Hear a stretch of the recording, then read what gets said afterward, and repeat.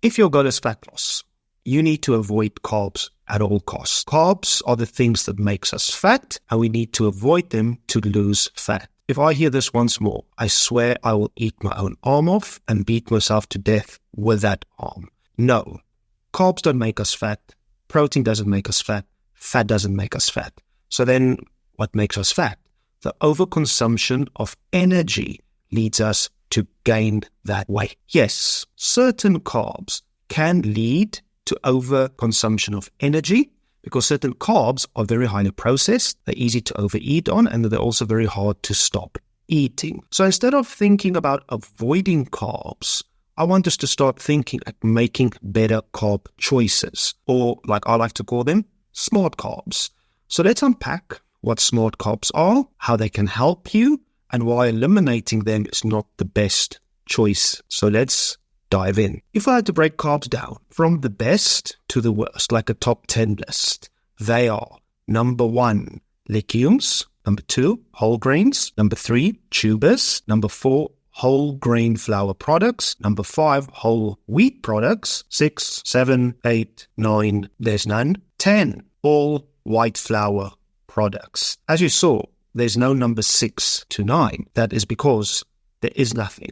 That number 10, white flour products, is where I have the problem. Then, let's go a bit deeper. Let's break this down visually so you can see where I'm headed with this. I'm going to take food, and let's say we're going to keep it at 100 grams serving size. If I give you 100 grams boiled potatoes, that's 87 calories. If I give you 100 gram cooked legumes, let's say kidney beans, 100 grams, 127 calories. Cooked rice, 130 calories. Cooked pasta, 160 calories. Most breads, 100 grams, 265 calories. And when we go to these little crisp breads, Provitas, cracker breads, and things like this, 100 grams, you are looking at 360 calories. What was happening to the energy each step there? If you think we started off at nearly 90 calories and we ended at 360 calories. Remember, I kept the weight of the food at 100 grams. So why did the energy keep going up every step of the way? Processing. If we take legumes, rice, potatoes, these kinds of stuff, how much processing have they gone through? Not a lot.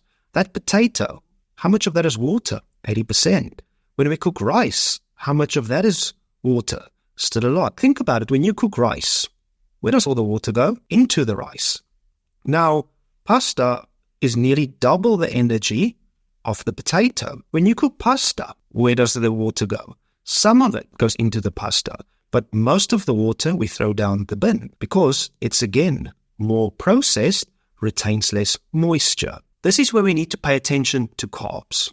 The more processed the carb is, the less moisture it retains. Also, the less processed the carb is, the more energy we have per gram. So where the smart carbs, the better carb choices, they don't have a lot of energy per gram because they have a lot of water weight. They build volume to a meal. Now, the more processed they become, the smaller the volume becomes. So we dish up more of those foods in order to be satiated. Also, the processing removes most of the fiber. Most of that fiber still retains water. Less fiber, less satiation. Less fiber, less volume. And less fiber, more energy per gram. So it's not about eliminating carbs. Check the comments down below. I'll give you a nice little PDF from the worst to the best carb choices. And on that, another thing to just think of, we are very quick to constantly blame carbs as making us fat. The pizzas, the muffins, all these things. Carbs only make about 40% of the energy in the pizzas, the muffins, and the pastas. What do you do with those things? Take a muffin. 60% of the energy in that muffin is fat. The pizza. What goes on top of that pizza? The cheeses, the bacons, the hams, the salamis. Yet again, very high in fat. So it's also vigilant to start thinking, what are you doing with those carbs? So simply put, it's not about eliminating carbs. It's about making carb choices that are smart. Carbs that will actually increase the volume of your meal, gives you fiber, and gives you energy to sustain yourself during the day. Refer back to that list of the top 10 carb sources and the handy PDF in the comments down below. Start making smart carb choices. By eliminating food groups, we can do it for a while, but it's not sustainable in the long run. So start today and look where most of your carbs are coming from. Top tier carbs or bottom tier carbs.